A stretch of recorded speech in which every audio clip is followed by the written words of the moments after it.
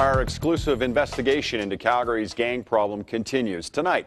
A look at how our problem compares to the challenges in other provinces and how other major cities like ours have tackled that problem. But first, an insider's look at how Calgary gang members here are getting their weapons.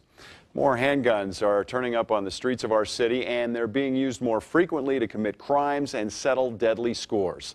The recent spike in gun-related violence has many of us wondering where all of those weapons are coming from. CBC reporter Aaron Collins follows the dangerous trail all the way from Montana to Calgary.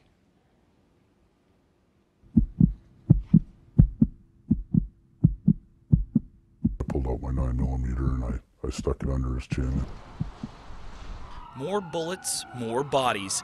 Images of gun violence are becoming common on our city's streets. This former Calgary gang member, whose identity has been hidden, says guns and shootouts are just part of the gang life. My gun was my best friend, and I slept with it, and every time I went to a gas station or I pulled up to a set of lights, I was in constant paranoia. That ex-gang member says handguns are now so common here that the ones used in crimes are simply tossed in the Bow River. But the story of how those guns end up on our streets and in our river begins far from the city limits.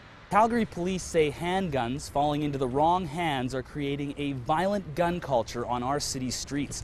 And they say many of those guns are coming from places like this, hundreds of kilometers to the south along the Canada-US border.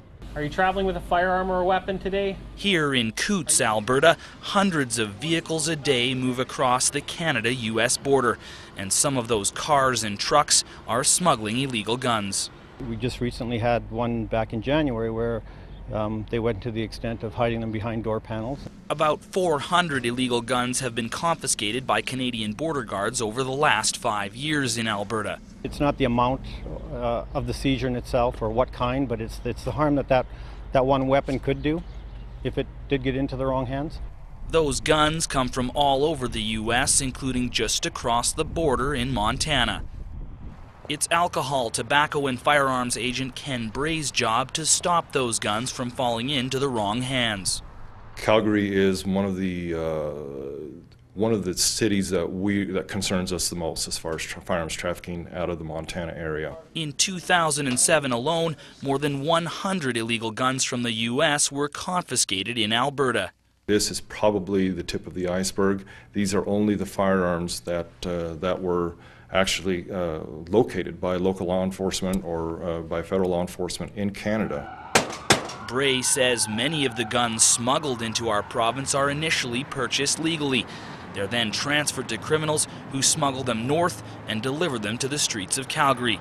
It's a chain of transactions that begins in Montana stores like this one. And Glocks are just absolutely reliable. You can store it out behind your house in a snowbank. Bart Bratlin runs this sporting goods store just outside downtown Helena. A typical Montana resident, if everything goes smoothly, they can probably be out the door with a handgun in 10 to 15 minutes. Bratlin says he's caught Montana residents trying to buy handguns for other people. There'll be a gentleman standing here looking at handguns, talking on a cell phone, explaining to the gentleman on the other end what he's looking at and describing. You can tell that he's being asked to select a firearm by the gentleman on the other end of the telephone line. And at that point, obviously, he's not the purchaser, so we deny the sale. This is where we're clearing the gun, just to make sure there's no rounds in here. But Agent Bray says not everyone is as diligent. That's in large part because smuggling high-end handguns is very lucrative. A gun that may cost $500 in the United States would easily fetch $1,500 to $2,000 on the black market in downtown Calgary. And authorities say gun smuggling from the U.S. to Canada is on the rise, something that doesn't surprise that ex-Calgary gang member. It's easy to get guns across the border. I mean, I knew a guy who took our guns and brought them across the border from the Detroit and Buffalo border. He had a truck and he had a separate gas tank welded underneath. Extremely profitable and relatively easy. It all adds up to a steady stream of handguns traveling north from the U.S.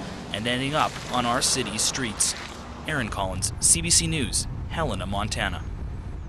The bloody rivalry